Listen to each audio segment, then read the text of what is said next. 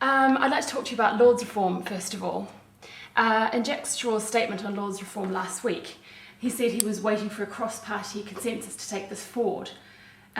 Would you agree that a broad consensus has already been achieved? How long are we going to be waiting for this?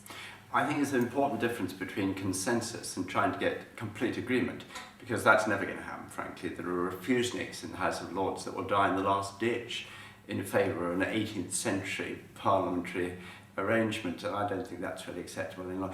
The Commons has spoken. The Commons has voted solidly for either a completely elected second chamber or at least an 80% second chamber. I think we've got to proceed on that basis.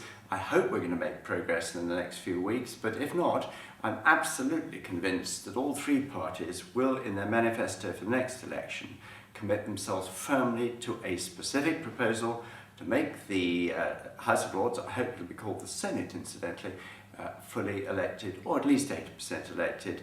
And when that happens, after a general election with the public behind them, I don't think anything can stop that reform going through. And so looking ahead to when this does take place, Jack Straw again emphasised the supremacy of the Commons over the Lords. But when we have a fully or majority elected Lords, do you think that will cause the Lords to change its role and maybe give it more confidence to challenge the Commons? Well, it has got quite a lot of confidence to challenge the Commons and has done some very important improvements in recent weeks and recent months. What I think the big difference is that the government of the day would have to take more notice of those changes. At the moment, as you know, what happens all too often is it's only when it's right up against the buffers, when something has to come out of the melting pot, that the Commons and the government in the Commons is prepared to accept the improvements made by the Lords. So I think the big change would be not in terms of the conventions that rule the arrangements between the two houses, certainly not any change to the Parliament Acts. The big change would be governments would have to listen more carefully to a House of Lords that had a better legitimacy and greater mandate. And moving on to constitutional reform more broadly, I know that the Lib Dems support a written constitution and have emphasised the importance of the consultation process in reaching this.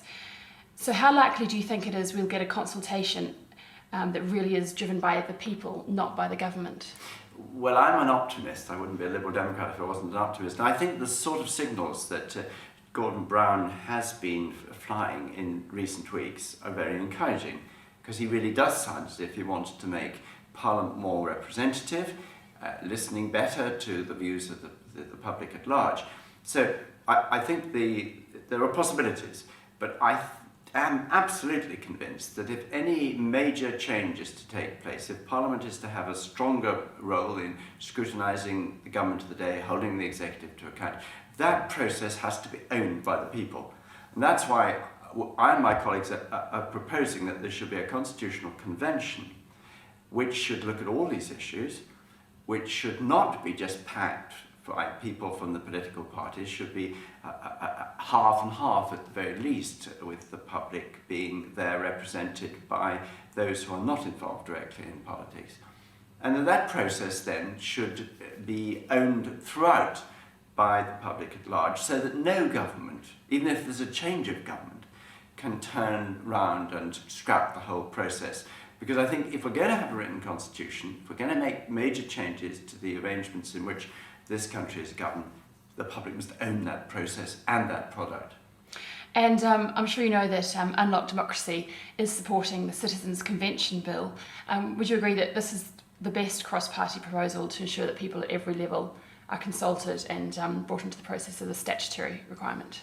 Yes, as you know, Liberal Democrats have been very much in the forefront of this campaign, and I think it's a huge step forward that we've got this on the agenda, and all credit to all those who've been supporting it. But I don't think that's going to, frankly, go far enough. I think that's the beginning of a process, but it's certainly not the end of the process.